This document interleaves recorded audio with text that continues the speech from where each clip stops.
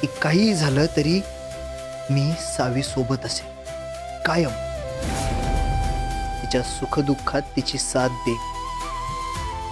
आता तिला माझी गरज असताना मी मी कसं लांब करू तिला स्वतःपासून.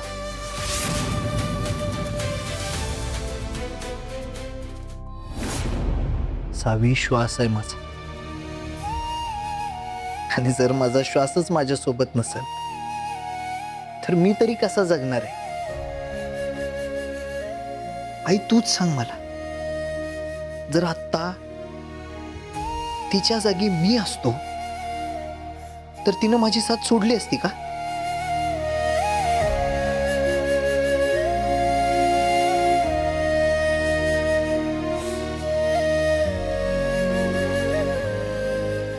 नाहीये ना उत्तर. अगं दिवस रात्र माझ्या उशाशी बसून राहिली असती ती माझी काळजी घेण्यासाठी, देवाशी भांडली असती. जोपर्यंत मी बरा होत नाही ना तोपर्यंत वाटेल ते केलं असतं तिनं. मग मी का आता माघार घेऊ? मला ना तुला असं त्रासात नाही बघवते. आई अगं कोण म्हणलं मी त्रासात आहे? सावीच्या उशाशी बसून तिची काळजी घेताना मला कसलाच त्रास होत नाही. तू बाकी मला काही सांग, मी सगळं ऐकेन तुझं. पण सावीपासून लांब जाणं शक्य नाहीये. आणि राहिला प्रश्न ती माझ्या सोबत येण्याचा, तर सावी तिच्या धैर्य सोबत नक्की येणार.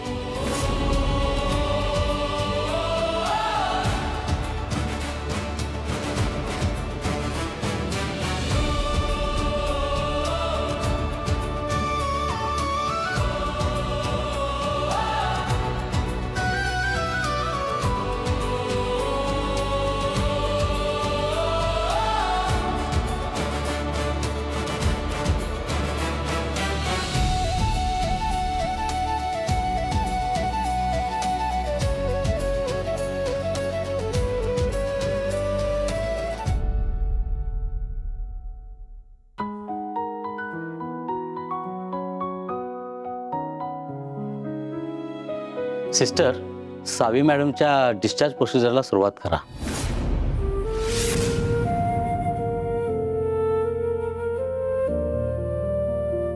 पण डॉक्टर, आत्ता कुठे चिमणी आपल्या हॉस्पिटलमध्ये रुळत होती आणि लगेच?